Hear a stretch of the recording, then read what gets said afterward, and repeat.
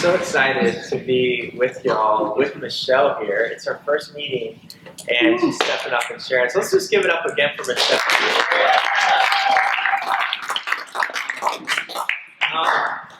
3 years ago, some of y'all were in the room when we were praying for the refugee crisis. And we were specifically praying for Bethany Christian Services, and that God would show us a way to reach kids that are on the fringes. And it was heavy on our hearts. We were like, God, we need you. How do we reach these kids in our community that are on the fringes and left out?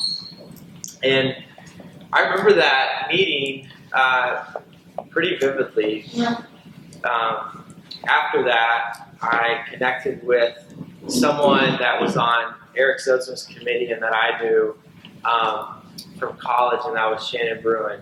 And Shannon said to Eric, I think, hey, you guys are praying for this. We know about this. I work at Bethany's youth arm, which is called the Center for Community Transformation. And we work with refugee, truant, and foster kids and provide leadership development and job training. And Shannon said, I can't do that. I can't start Young Life here, but I want to be involved in the conversation and see what God can do. So I started meeting with Shannon, and we started praying together. And that summer, it was like May that we're like, well, let's see what happens. We don't know where this is leading. That summer, I ran into an old leader. His name's Matt Cambridge from when I was the area director in Forest Hills. And Matt, I just felt like I needed to ask him, like, hey, Matt, what are you doing for a job? I knew he was in grad school. He's like, I'm working at the omelet shop part-time. And I'm like, Matt, come work for Young Life. Like, do that as your part-time job. We need someone that can come for a year and just help us understand what a partnership could look like between Young Life and the Center for Community Transformation. So Matt spent about 10 hours a week at the Center for Community Transformation and tried a lot of different things, learned a lot, took a lot of notes, and helped us figure out what a partnership could look like. Today, I think maybe we were talking about growth in Grand Rapids, but this is really growth in partnerships and growth in you thinking in your own community, what could it look like for us as an area to partner with a organization that could be connected to kids that we're not connected to? What could it look like to be partnered with an organization that is connected to the same type of kids, but that we can go deeper with them because that they're connected to this organization and we're partners?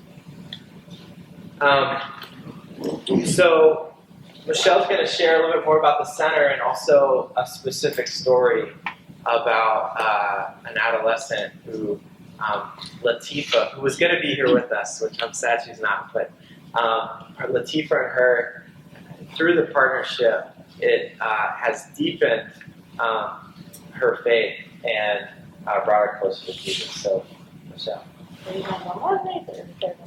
The person you're talking about. Yeah. I know. You can talk about that. So, like Matt said, there's like 3 populations that we work with the most, and specifically me. We work with refugee, right? Truants, kids that are truant. So for those of you that don't know, truancy is when you have a high unattendance rate from school, okay? So, and then the third is foster care. So the thing that all of these 3 different categories of youth have in common is that they're all transient, right? So a lot of people think that kids are truant because they're bad, where really most of them it is because there's something going on at home, where there's the struggles of living at or below the poverty level, the guardian or parent has some sort of drug addiction, there's violence at home. Either way, because of their living situation. Also, with foster care, you go from home to home or group home to group home. And then same thing with refugee when you're trying to get settled. So What I'm able to do is I actually go into the high school. So I'm in right now Union, I'm in Covenant House. We go to Ottawa, we go to UPrep, pretty much, and then I go to Covenant House is I should tell you about that one specifically because it is a school for kids that want to do credit recovery, right? So basically, when we go into the school, or we'll have them come back to the center, and that's where we do like our leadership development classes. And so the good thing about it is even if they are transient in school, they will still come and see us, at least for that once-a-week class. So we kind of got to a point as to where, we are Bethany Christian Services, which is wonderful because, you can be free and open with your faith. But we got to a point as to where we were like, you know what? In our leadership development classes, telling them to breathe, you know what I'm saying, count to 10, do your coping mechanisms, like that's not enough, right? Ultimately, we know that like these same cycles that you are stuck in because of trauma, mostly, you're gonna, like, Jesus is the one that can fully deliver you, right? So I'm glad Matt kept coming back because it was a long process. It was a super long process, but just one youth I kind of want to tell you about is Dejane. I met Dejane, probably been working with her since she was 14. She's about to be 17. Found a situation where she was taken from the home from mom because of abuse and neglect. She was placed, and so Bethany, I started to tell you this, is like the largest adoption agency in the world.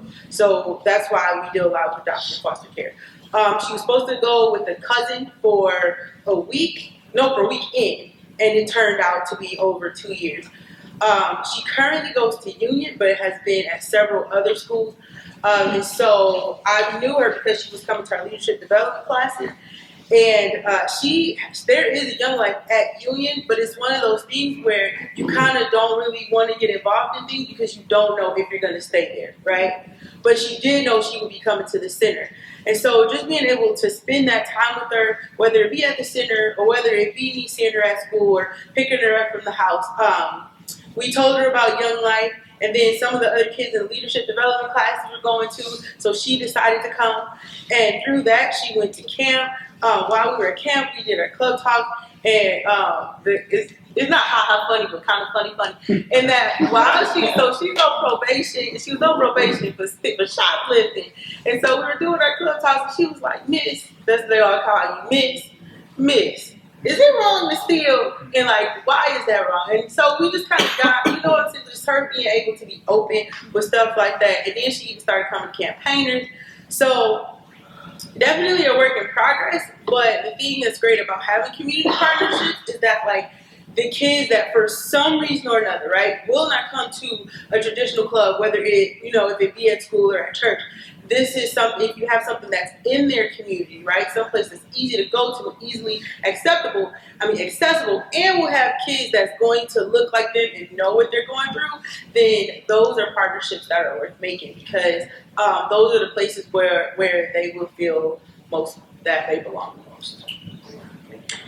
Michelle, she was such an answer to prayer. We were praying, we came to a conclusion. Matt Cambridge says what you really need to do is hire a social worker that works at Bethany at Center for Community Transformation and already knows all the kids. He's like, that's what you need. If this is going to work, that's what needs to happen.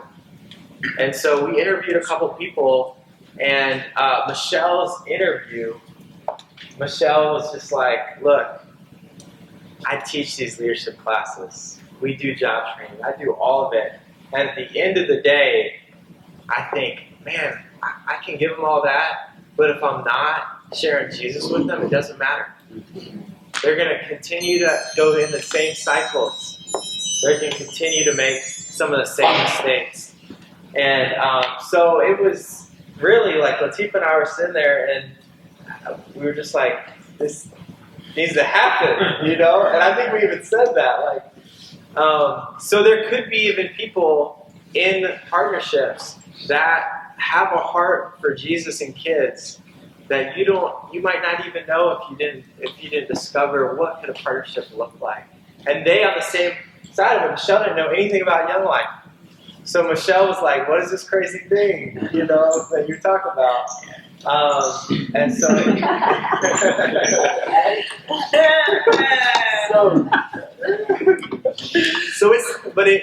has been amazing to see the fruit that have come out of it. Michelle took kids to camp for the first time this summer, and she's planning on doing it again. Ooh, I'm tired.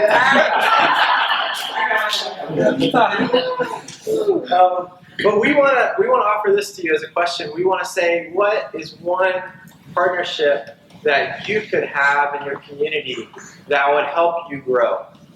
Whether and this could growth is, when we talk about growth, it's interesting because I would say it's growing the circle wider, right? How do we, in your community, what are the kids that are getting missed, and what partnership would help you grow the circle wider?